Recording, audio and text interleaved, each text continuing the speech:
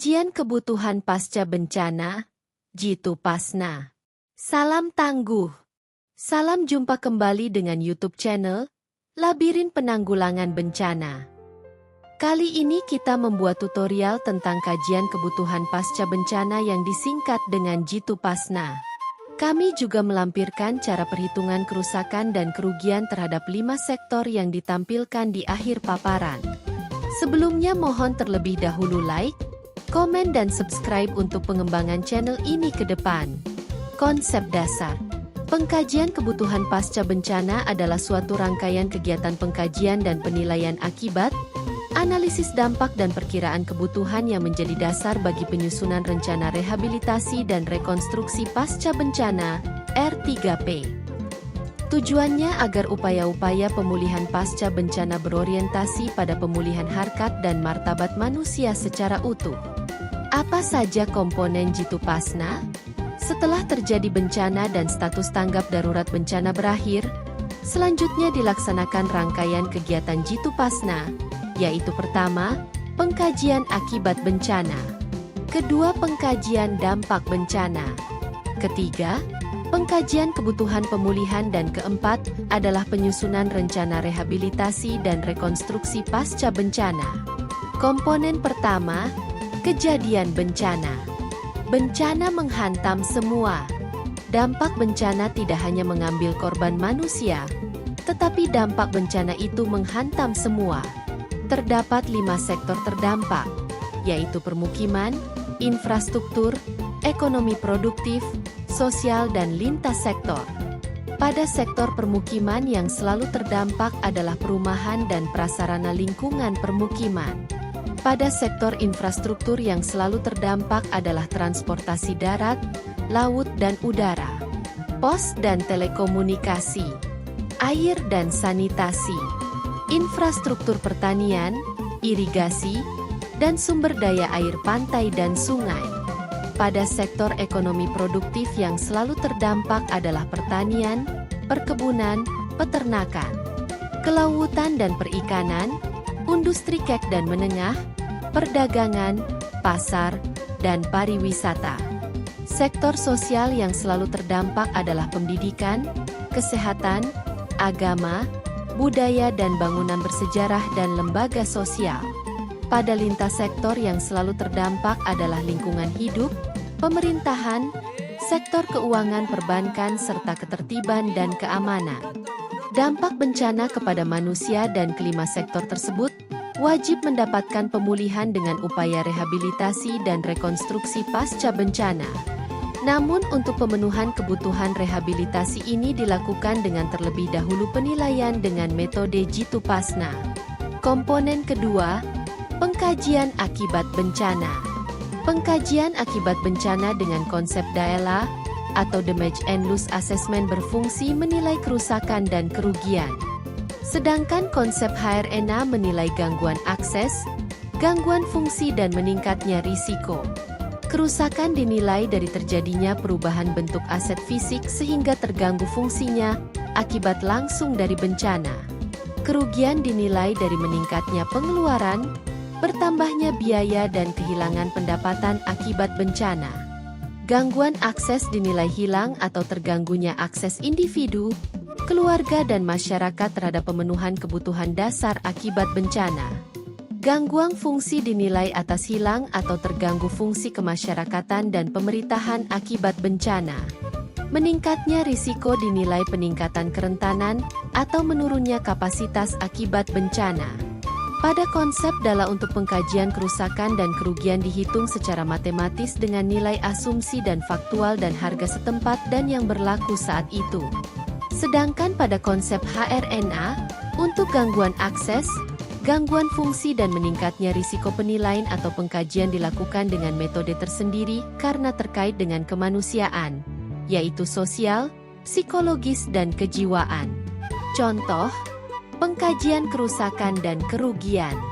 Kajian kerusakan jalan dan jembatan yang dinilai adalah volume, meter dan kategori rusak berat, rusak sedang dan rusak ringan dan dikalikan dengan harga satuan baik upah kerja dan biaya material. Kajian kerugian adalah pengeluaran tambahan, Kehilangan pendapatan setelah jalan dan jembatan rusak akibat bencana. Contoh kaji gangguan aset. Kerusakan rumah akibat bencana dan tidak bisa ditempati dihuni, diberikan biaya sewa rumah sampai rumah selesai diperbaiki dan layak huni.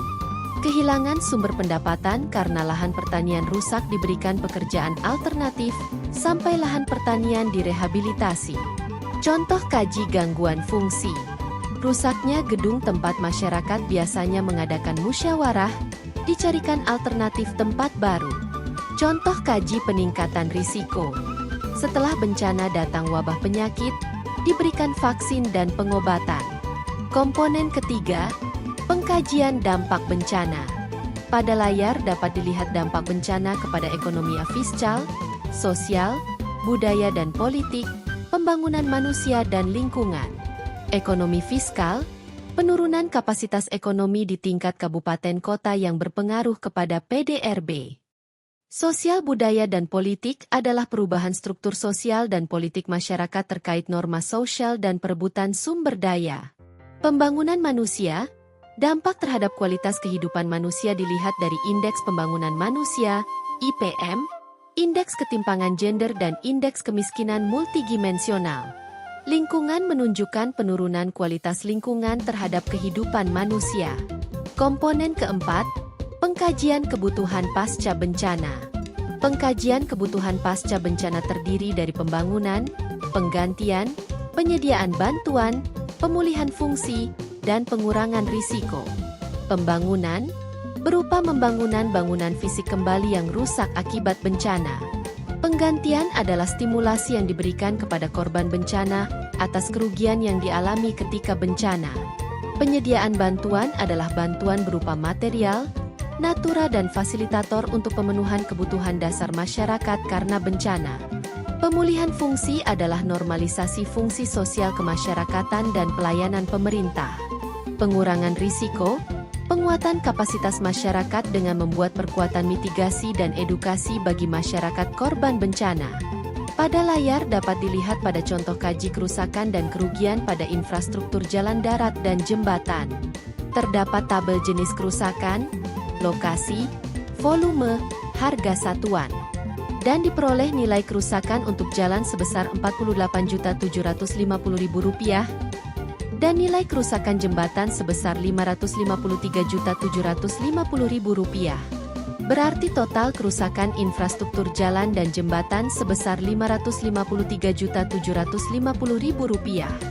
Sedangkan nilai kerugian pada jalan sebesar Rp1.756.000 dan nilai kerugian pada jembatan sebesar Rp1.982.600. Dengan demikian, total kerusakan dan kerugian pada jalan dan jembatan sebesar Rp731.200.000.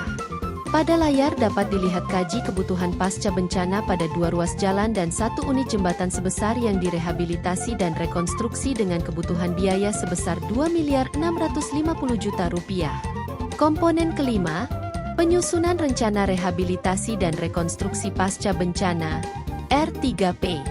Penyusunan rencana rehabilitasi dan rekonstruksi pasca bencana, R3P, berawal dari kejadian bencana. Setelah tanggap darurat dicabut, selanjutnya tim R3P turun ke lapangan untuk melaksanakan survei terkait dengan data akibat bencana, tentang nilai kerusakan dan kerugian. Demikian juga dengan kondisi atas gangguan akses, gangguan fungsi dan potensi peningkatan risiko. Selanjutnya dikaji dampak bencana, yaitu bencana yang mempengaruhi ekonomi dan fiskal, sosial, budaya dan politik, pembangunan manusia serta kualitas lingkungan. Integrasi Jitu Pasna ke dalam R3P. Integrasi kajian akibat bencana dan kajian dampak bencana diakumulasi menjadi kajian kebutuhan yang bertujuan untuk merencanakan besaran pembiayaan untuk melaksanakan rehabilitasi dan rekonstruksi. Terakhir, kajian akibat bencana dan kajian dampak bencana serta kajian kebutuhan pasca bencana disajikan dalam dokumen R3P atau Rencana Rehabilitasi dan Rekonstruksi Pasca Bencana. Dokumen R3P ini memuat kondisi wilayah dan kejadian bencana, pengkajian kebutuhan pasca bencana, prinsip kebijakan dan strategi, pelaksanaan rehabilitasi dan rekonstruksi pasca bencana dan penutup. Pekerjaan rehabilitasi dan rekonstruksi pasca bencana berbasis kepada dokumen R3P yang telah dirancang untuk membangun kembali lebih baik, lebih aman, dan berkelanjutan. Sebagai penutup dapat dilihat di layar tahapan Jitu Pasna yang merupakan rangkaian kegiatan yang dilaksanakan dari mulai bencana sampai kepada pembuatan dokumen rencana rehabilitasi dan rekonstruksi pas bencana. Tahapan ini dilakukan untuk mencapai misi pembangunan lebih baik, lebih aman dan berkelanjutan. Kami juga melampirkan cara perhitungan untuk 5 sektor yang terdampak cara pengkajian kerusakan dan kerugian. Demikian tutorial Jitu Pasna ini kami sajikan. Semoga bermanfaat dalam penanggulangan bencana di Indonesia. Salam tangguh. Siap untuk selamat.